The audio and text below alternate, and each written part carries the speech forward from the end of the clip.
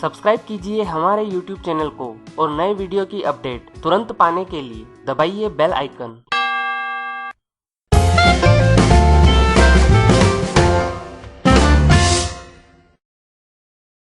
नमस्कार दोस्तों, आज हम बात करेंगे इंडियन कमोडिटी मार्केट के विषय में, मतलब कि भारतीय वस्तु बाजार या भारतीय वायदा बाजार क्या होता है। दोस्तों, कुछ लोग इंडियन कमोडिटी मार्केट को डब्बा बाजार भी कहते हैं। दोस्तों, ये वीडियो सिर्फ उन लोगों के लिए है जो कमोडिटी मार्केट में नए हैं या जो कमोडिटी मार्केट में काम करने की इच्छा रखते हैं। दोस्तों, जैसे शेयर बाजार में शेयर की खरीदी और बिकवाली होती है, उसी प्रकार कमोडिटी बाजार में भी खरीदी और बिकवाली होती है, लेकिन कमोडिटी बाजार में शेयर की खरीदी या बिकवाली नहीं होती है। कमोडिटी मार्केट में प्राथमिक अर्थव्यवस्था की वस्तुएं खरीदी और बेची जाती हैं, जो कि मनुष्य द्वारा नहीं बनाई जा सकती हैं, जैसे कि गेहूं, सोयाबीन, मक्का जैसे कृषि उत्पाद आते हैं, और खनन से प्राप्त वस्तुएं जैसे सोना, चांदी, कच्चा तेल, गैस आदि का व्यापार होता है। दोस्तों, भारत में मुख्य रूप से कमोडिटी मार्केट के दो बड़े एक्सचेंज हैं, MCX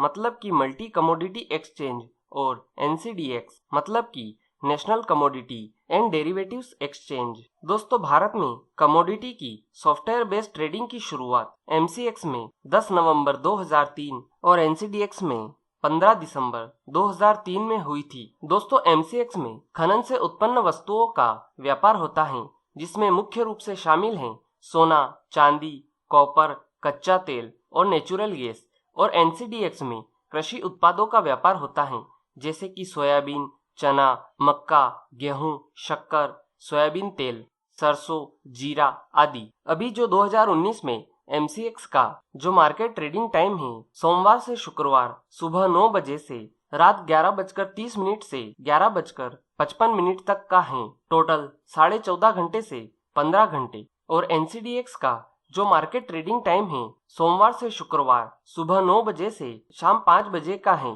टोटल 8 घंटे। MCX और NCDX दोनों ही मार्केट में एक समानता है कि ये दोनों फ्यूचर्स मार्केट हैं, जिसमें ज्यादातर ट्रेडिंग कुछ प्रतिशत के मार्जिन पर की जाती है।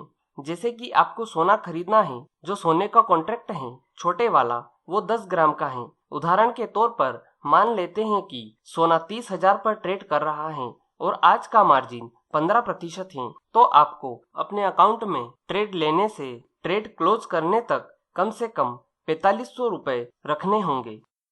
अब हम देखते हैं कि कमोडिटी मार्केट में ट्रेडिंग किस प्रकार से होती है। पहले हम इसे एक उदाहरण से समझते हैं। जैसे कि आप किसी सुनार की दुकान पर जाते हैं वहां से सोना खरीदने के लिए, और जब सोने का दाम बढ़ जाता है तब आप उसे वापस बेच देते हैं कुछ मुनाफे के साथ। बिल्कुल यही कमोडिटी मार्केट में भी होता है। आपको कम दाम में कोई भी कमोडिटी खरीदना है, जैसे कि सोना, और जब सोने का दाम बढ़ जाए तो उसे बेचना है कुछ मुनाफे के साथ। ये काम हम दुकान से लिए सोने के साथ कर सकते हैं और कमोडिटी मार्केट से लिए सोने के साथ भी कर सकते हैं, मतलब कि पहले खरीदना और फिर बेचना।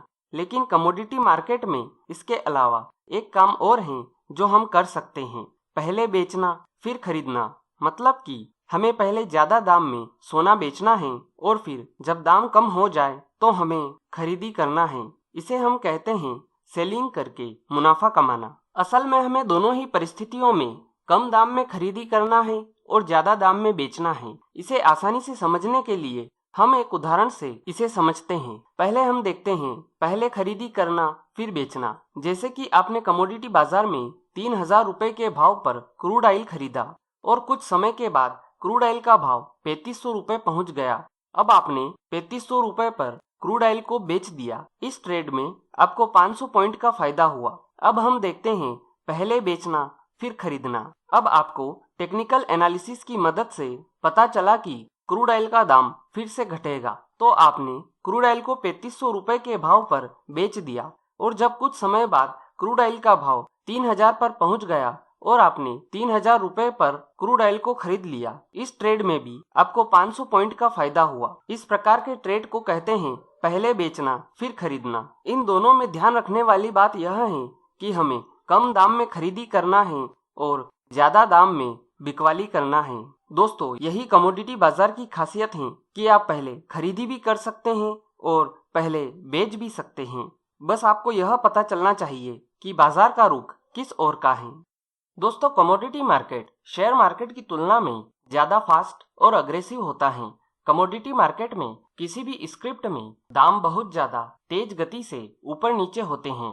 अगर सीधे शब्दों में कहें तो कमोडिटी मार्केट शेयर बाजार की तुलना में ज्यादा रिस्की होता है, लेकिन अगर आप रिस्क रिवार्ड रेशो को ध्यान में रखकर काम करें तो बहुत अच्छा मुनाफा कमा सकते हैं, क्योंकि इसमें कम मार्जिन में ज्यादा ट्रेडिंग के अवसर मिलते हैं। अक्सर ऐसा देखा गया है, कम मार्जिन का फायदा उठाने के चक्कर में नए निवेशक बहुत ज्यादा नुकसान उठा लेते हैं। कमोडिटी मार्केट में स्टॉप लॉस थ्योरी का उपयोग करना बहुत जरूरी होता है, क्योंकि यह आपको लंबे नुकसान से बचा सकती है। कुछ ट्रेडर जिन्हें टेक्निकल एनालिसिस का ज्ञान नहीं है और कमोडिटी मार्केट में कुछ सालों से काम कर रहे हैं, उनका मानना है कि स्टॉप लॉस तो होता ही है हिट होने के लिए, लेकिन ऐसा नहीं है। स्टॉप लॉस लगाने का भी एक तरीका या टेक्निकल होता है कि उसको किस दाम पर लगाया जाए। यह आपको टेक्निकल एनालिसिस की मदद से पता चलता है। टेक्निकल एनालिसिस के विषय में मैं आपको पहले ही बता चुका हूँ। अगर आपने अभी तक टेक्निकल एनालिसिस का